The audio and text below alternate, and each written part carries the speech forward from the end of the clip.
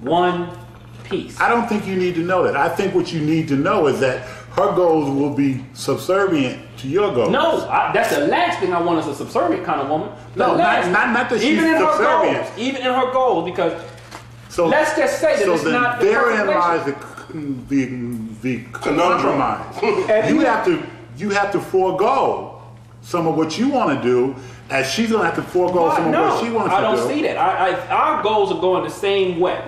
Her goals are just not that similar. Her goal may take her down Avenue B and mine take me down Avenue A. But the fact of the matter is that we can understand that we have to go those avenues to get to where we want to be. What's the difference between having a woman who has children that keeps you from making these weekend trips at your whim and having a woman who has no children and still you want to take those trips? Because she doesn't want you to go. How do you handle that? Well, first of all, her not wanting me to go is not going to stop you from going. Right. So that's an issue in itself. To have the kid, like right now, if I was dating a woman with a child and I decide, I want to go to North Carolina now. I just made this, didn't discuss it with her or anything. Called her up. She got to go through a set processes to make sure her child is either going to be babysit or whatever, or going to go with her. Who's to say this woman with no children would want to dip on? But the point of the matter is, a woman with no children is more than likely to be able to say yes than one with a child. Let's just say she just don't want to go. Let's just say she don't want to go to North Carolina. Fine. See ya. And so then I have no problem. Well, maybe you really don't want to be in a relationship with anybody. No, I can't. That might be a conclusion too. Maybe. The truth of the matter is, maybe you're just at a point of life where it's like, I just want to be concerned about me. I don't really give about anybody else, and I just want to do what I want to do. But see, the goal in my life is that the partner that deals with me. That deals with then I think it goes back to what we need to be able to communicate and travel and everything else. You just can't be the one that's I want to just sit on the couch page and watch shit. Hold on, I got a question. Besides not having no kids, she has to be a person who has to jump up and do whatever you want to do. No, because she might be the one to say, let's go to South Carolina. You never mentioned that. You said what she could say that to me. All right. And there's nothing to stop me from saying, let's go. All right, let's flip the script. She says, I want to go to South Carolina, but you don't want to go. Why wouldn't I want to go? No, let's just say it. You just get it in your head. I don't feel like doing this shit. Or she says, I want to go to South Carolina, but you had already planned to go to North Carolina. She can roll. So she go to South Carolina and you go to North Carolina. And you know what I'd likely do? In a situation like, babe, we got to go our different way. How about we meet somewhere in the middle once we done what we got to do? You know what I see? I see constantly over the year or months, because I don't even see years here with this.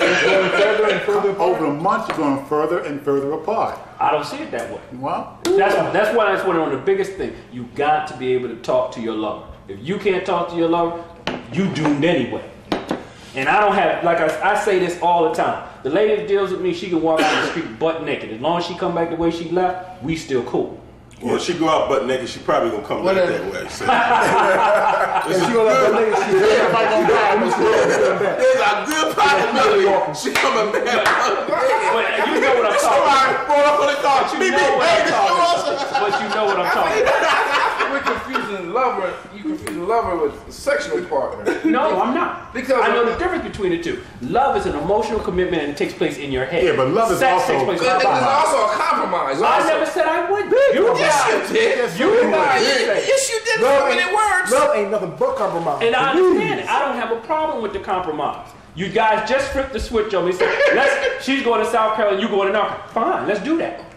And I said, in North Carolina anyway? And I said, in the middle of that, since we're not together then, why don't we get together when we go? No, but suppose she said, I want you to forego your North Carolina trip and come with me to South Carolina. Come with her. Now, it is important. Now, if I'm just going to North Carolina just to be going, I'm more than likely to be going. No, she's going to say, look here, Pace, if you love me, you would come with me to South Carolina. What am I doing in North Carolina that's going to make me jeopardize my relationship? I don't know. If I'm going for a job or something like that, none of that would make me question. I would go with it. No, whatever. I'm not talking about what's your reason for going to North Carolina. I'm talking about, here's somebody who has said, I want you to change your plan I would go to come with me. I would go with it. You would do it. Other than my mother and God, there's nothing really that I need to just, I got to be there. All right. Okay. I would go with it. Your mama. still on this earth, I'd be like, look, I gotta take care of my mom first because she took care of me when I couldn't take care of me. No, I'm really learning a lot of even because, as I was saying earlier, one of my problems is that when I do get in a relationship, I tend to go overboard in terms of really, you talk about compromise. I mean, he was talking earlier about how I, put Gwendolyn up and make her the queen. I do that. And a lot of times, you have to set some kind of standard for yourself just to have something left for yourself, man, because sometimes you give everything out. And you don't get nothing left. And you gone. You ain't got nothing left. I don't know. I think too, it has to do a lot with an age thing too, because I think the older ones of us here have a much different opinion about what love is and what sacrifice you got to do for that, versus the younger guys are here. It's like, I hear a lot from the young guys. It's like me. Well, that's your mindset from what love is. Yeah, but I gotta tell you, understand. I'm heading with them. Understand that I have a clear understanding. I done done the compromise. That when someone comes into your life, You can't give up everything. yeah, you can't give up. When someone comes into your life, you have to adjust. And understand, I know this clearly. Right. That when someone comes into your life, you have to adjust and compromise. There's no doubt about that, and I don't have a problem with that. But my point is that for me, and the standards that or better yet, we use the words guidelines that I have for me, and what I want, how I want it, and where I want it, in the timeline of things I need to do. I cannot have somebody trying to settle. And that's what I've run across. Women are just like, Pace is wild, he'll run here, he'll run there. That man, I've done heard numerous times, he make a perfect father. Not that that's scary, not that I didn't think of it, because I came from a good father. However, at this point in my life, if I decided I wanted to go to law school, now, today, having a woman with a child would be interference. Oh, no, it wouldn't.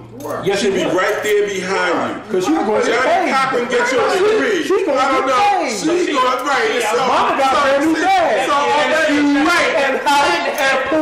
And Mercedes Benz. I'm like, who the hell you been talking to? She be right. Exactly. She be right. She will be your backbone. Baby, you got to be quiet. Daddy got to study. You need a different analogy, because that was a bad one. Okay. Because the good one's going to support you no matter what. She's gonna be without a child, don't matter. She's going to support. Can I get you some food while you studying that book, baby? Like, what you want to eat? What you want to eat? Got a test today? If it's China, I'll be right back. Okay. I don't know who you've been talking to, but and then you're going to pick a good woman. With or without a child, doesn't matter. So no matter what you do, she's going to be on your corner and going to have your back. Straight. But I can actually say that I like what he's saying. he's honest. I'm not too keen on your implementation of what you're saying, but I like what you're saying. And being an older guy, like you call us older guys, I'm trying to lean that way, because I've spent most of my life compromising. Doing for others. Compromising. Mm-hmm. And there's nothing in life that will make you learn that compromise is for people who can afford to compromise than getting old. Because when you start looking that there's less years in front of me than there was behind me, and you start saying, well, I've been doing all this compromise. Have I been happy? You don't want to compromise as much. You don't want to compromise anymore. You want what you want. And you want to be able to get a standard that says, this is what I want. If you're not here after what I'm here after, then go on about your business. You be here after I'm gone. Go on about your business. So I can relate to that. I'd like to bring this to a close. This is interesting levels of conversation, all brought about by this one book. $12. It's a good book. But, what's the name of it?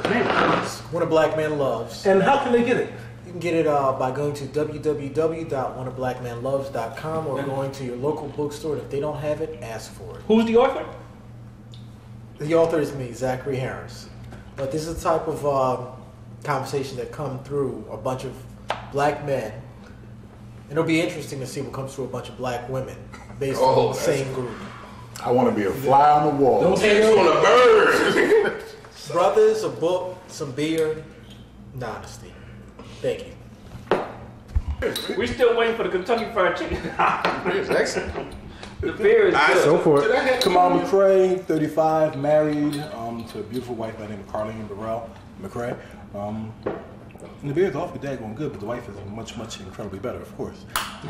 Actually, not even comparable. Way to clean it up.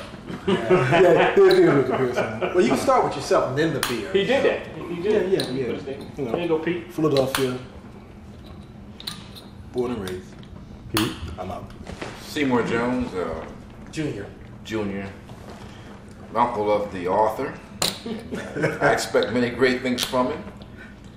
And You married? You single? married, Second time. third time. Third. You missed one, huh, Zach? First one. What do you do? Postal worker. Yeah. There you go. And I have only regret I had, I'll be frank with you, that I wasn't able to spend more time with my nephew in his young age, but we will rectify that in the future. He took me to